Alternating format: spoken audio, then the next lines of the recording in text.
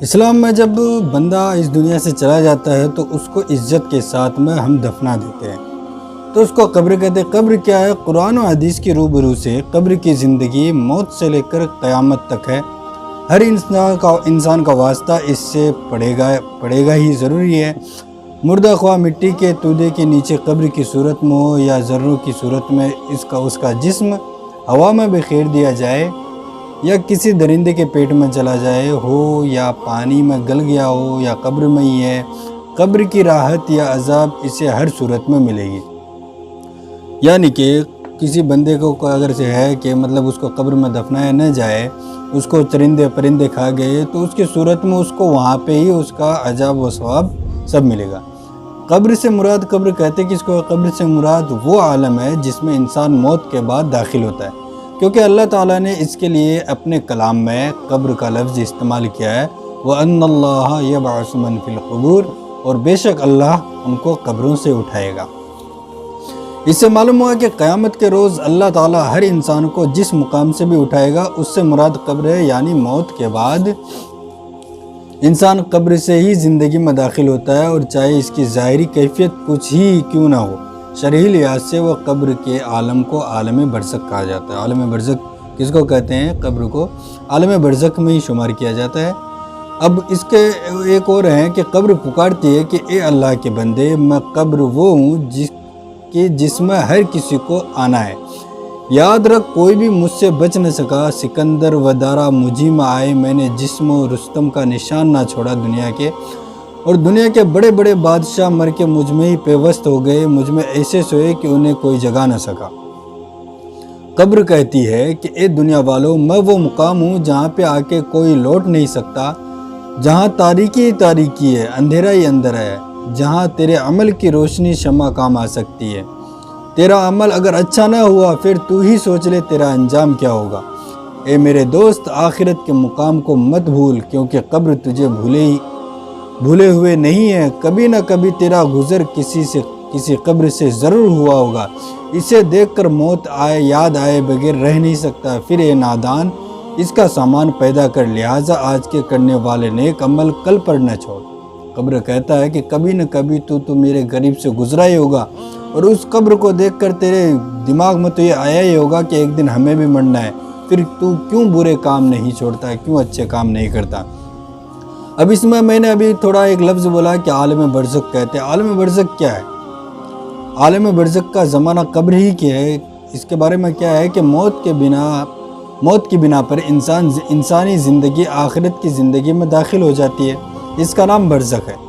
گویا دنیاوی زندگی کے خاتمہ کے ساتھ ہی برزخی زندگی کا آغاز ہو جاتا ہے، جو قیامت تک رہتا ہے، یعنی کہ دنیا اور آخرت کے بیچ میں جو ٹائم رہتا ہے اس کو عالم برزخ کہتے ہیں، وہ ٹائم عالم برزخ کہلاتا ہے۔ قیامت کے دن انسان کے حیات آخرت کی دوسری اور حقیقی منزل کا آغاز ہوگا، جو ہمیشہ کے لیے ہوگی۔ اس کے بعد انسان کو کبھی موت کی لذت نہیں چکھنا پڑے گا۔ برزخ کے لغوی معنی دو چیزوں کے درمیان کا پردہ ہے۔ گویا انسان کی حیات دنیاوی کے خاتمہ یعنی موت، اور حیات کے ابدی یعنی کہ قیامت کے شروع ہونے والی زندگی کے درمیان جو مقام حائل ہے، اس کا نام برزخ ہے۔ یعنی کہ سمپل بھاشا میں سمجھ لیں تو انسان کے مرنے کے بعد اور آخرت کی زندگی شروع ہونے سے پہلے جو درمیان کا ٹائم ہے، اس کو عالم برزخ کہتے ہیں، وہ برزخ کہلاتا ہے۔ قرآن حکیم میں برزخ کی حقیقت یوں بیان کی گئی ہے، وَمِن وَرَائِهِمْ بَرْزَخٌ إِلَّا يَوْمِ يُبْعَثُونَ، اور ان یعنی مرنے والوں کے پیچھے ایک پردہ ہے اس دن تک جب کہ وہ یعنی کہ قیامت میں اٹھائے جائیں گے۔ سورہ مومنون کے علاوہ برزخ کا لفظ قرآن حکیم میں دو جگہ اور آیا ہے، سورہ رحمان میں اور سورہ فرقان میں۔ وہاں بھی یہ درمیان کے پردے کے مفہوم میں استعمال ہوا ہے۔ سورہ رحمان میں ارشاد ہوتا ہے بینہما برزخ لا یبغیان، ان دونوں کے درمیان ایک پردہ ہے جس سے ایک دوسرے پر بڑھ نہ سکے۔ ان آیات سے معلوم ہوا کہ دنیا و آخرت کے درمیان وہ عالم برزخ کہلاتا ہے، جس میں مرنے کے بعد سے قیامت تک آدمی رہتا ہے۔ اللہ تعالیٰ نے اپنی قدرت کاملہ اور حکمت بالغہ سے آدم علیہ السلام کو مٹی سے پیدا کیا اور تمام اشیاء کے نام ان کو سکھائے، مسجود ملائک بنایا اور بہشت کو ان کا مسکن بنایا۔ پھر ان کے منشائے تخلیق کو پورا کرنے کے لیے ان کو زمین پر اتارا گیا، اور اس طرح ان کے لیے پہلا گھر جنت دوسرا گھر دنیا، تیسرا گھر برزخ اور چوتھا گھر جنت یا دوزخ مقرر کیا ہر انسان کے لیے۔ ہر گھر کے لیے مناسب احکام معین فرمائے اور اولاد آدم کے لیے اول گھر ماں کا پیٹ ہوا، دوسرا دنیا اور تیسرا برزخ اور چوتھا جنت یا دوزخ مقرر کیا۔ ہر گھر کے لیے مناسب احکام معین فرمائے، دنیا کو دار عمل کہتے ہیں اور آخرت کو اس کا جزا ملنے کے لیے۔ پسندیدہ اور غیر پسندیدہ اعمال کے تعلیم کے لیے انبیاء علیہ السلام کو دنیا میں مبعوث فرمایا، انسان پر عظیم احسان فرمایا۔ سب انبیاء کی نبوت اور ان کی تعلیم کا حق ماننے والے مومنین اور انکار کرنے والے غیر مومن قرار پائے، یعنی جس پہ ایمان نہیں ہے۔ موت سے قیامت تک کا زمانہ برزخ کہلاتا ہے، اس میں مومن راحت اور دوسرے تکلیف میں رہتا ہے۔ اب قبر کے بارے میں حضور صلی اللہ تعالیٰ علیہ وسلم نے کیا فرمایا وہ میں آپ کو بتاتا ہوں۔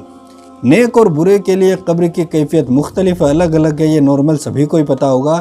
نیکیوں، زاہدوں، عابدوں اور اللہ کے دوستوں اور سچوں کے لیے قبر کی زندگی مثل جنت ہے، جبکہ برے اور گناہ گاروں کے لیے قبر جہنم کے گڑھوں میں سے ایک گڑھا کے مانند ہے، جہاں وحشت ہی وحشت ہوگی اور جسم کو اذیت دینے والی چیزیں ہوں گی۔ اس کے بارے میں حضور صلی اللہ تعالیٰ علیہ وسلم کی ایک بہت لمبی حدیث ہے جس کا مفہوم، جس کا مطلب میں آپ کو بتا دیتا ہوں ڈائریکٹ۔ حضرت ابو ہریرہ رضی اللہ تعالیٰ عنہ سے روایت ہے کہ ایک مرتبہ ہم رسول اللہ صلی اللہ علیہ وسلم کے ہمراہ ایک جنازے میں شریک تھے۔ آپ قبر کے پاس تشریف فرما ہوئے اور ارشاد فرمایا کہ قبر ہر روز ہیبت ناک کراکنے والی آواز میں پکارتی ہے کہ آدم کے بیٹے، کیا تو نے مجھے بھلا دیا؟ کیا تجھے معلوم نہیں کہ میں گوشے تنہائی ہوں اور مسافروں کا ٹھکانہ ہوں اور وحشت کا گھر ہوں اور حشرات الارض کا مسکن ہوں اور نہایت تنگ ہوں، مگر جس کے لیے مجھے اللہ فراخ کر دے۔ پھر رسول اللہ صلی اللہ علیہ وسلم نے فرمایا کہ قبر یا تو جنت کے باغوں میں سے ایک باغ ہے یا جہنم کے گڑھوں میں سے ایک گڑھا ہے۔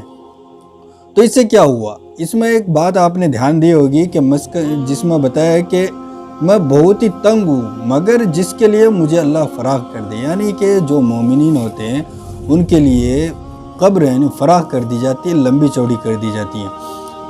اس کے بارے میں دوسرا آپ کو حدیث سناتا ہوں۔ قبر کو بھلانے کے بارے میں حضور صلی اللہ علیہ وسلم کا ایک اور ارشاد گرامی ہے جس کا میں ڈائریکٹ مفہوم بتاتا ہوں۔ نبی صلی اللہ علیہ وسلم نے فرمایا کہ عنقریب میری امت پر ایک ایسا زمانہ آئے گا جب کہ میری امت کے لوگ 5 چیزوں سے محبت کریں گے اور 5 چیزوں کو بھلا دیں گے۔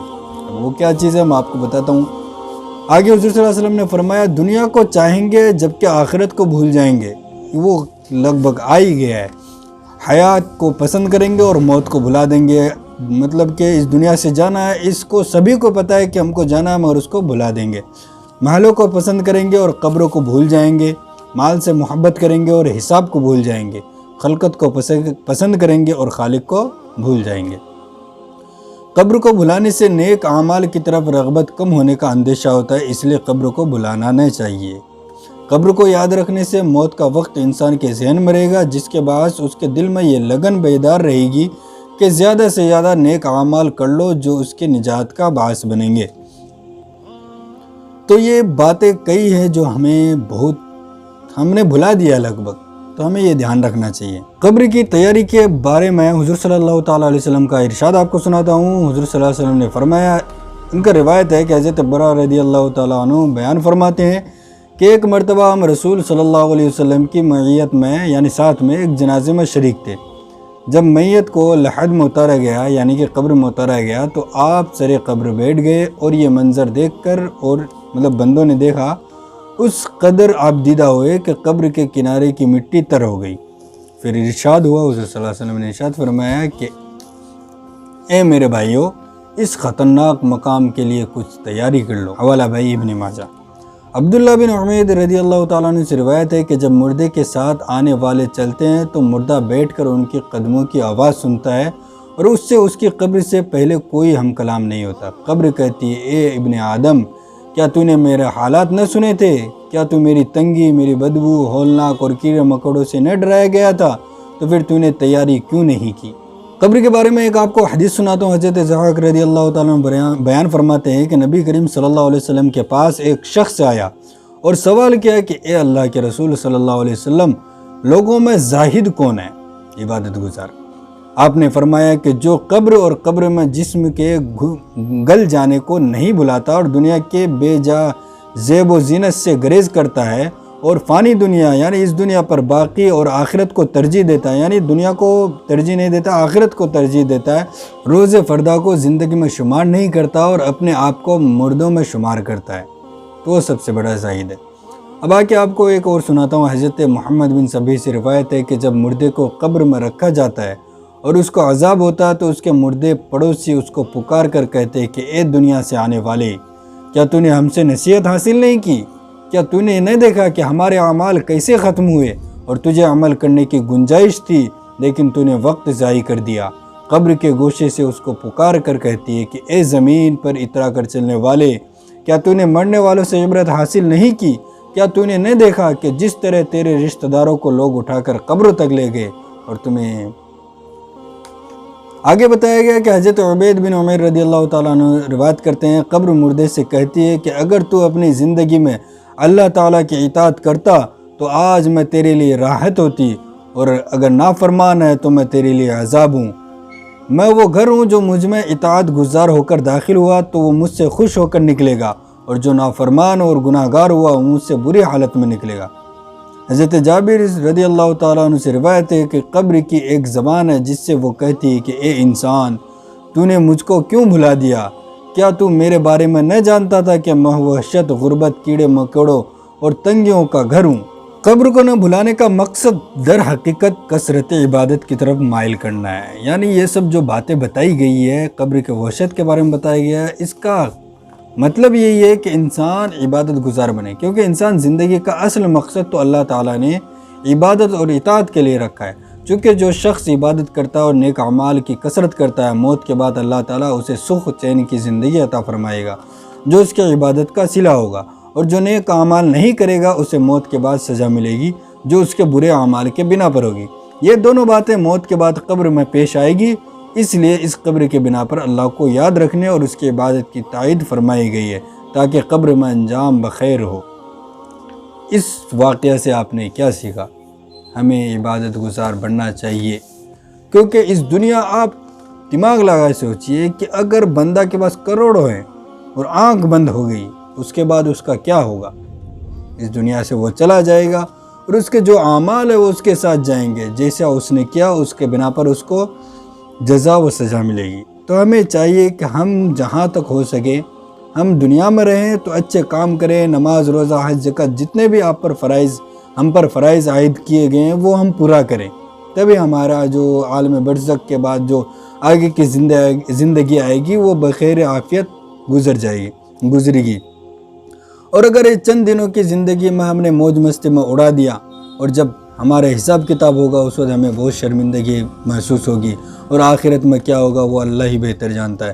تو ہمیں چاہیے کہ ہم جب تک اس دنیا میں رہیں عبادت کریں، اچھے کام کریں، برے کاموں سے بچیں۔ اس ویڈیو کو بنانے کا مطلب یہی ہے کہ ہم جانیں کہ ہمارے ساتھ کیا ہو سکتا ہے۔ یہ میرے پاس جو کتاب ہے قبر کی پہلی رات نام سے اس کتاب ہے، یہ کتاب ہے، اس میں بتایا گیا ہے، بہت ساری کتابوں میں بتایا گیا، آپ نے بہت سارے تقریر میں سنے ہوں گے کہ قبر میں کیا ہوتا ہے، ٹوٹل باتیں وغیرہ سب لگ بھگ ہمیں پتہ ہوتی ہے، اور جو نہیں پتہ تو وہ آپ مجھے کمنٹ باکس میں پوچھ سکتے ہیں، انشاءاللہ تعالیٰ اس کے بارے میں بھی ویڈیو بنا دوں گا۔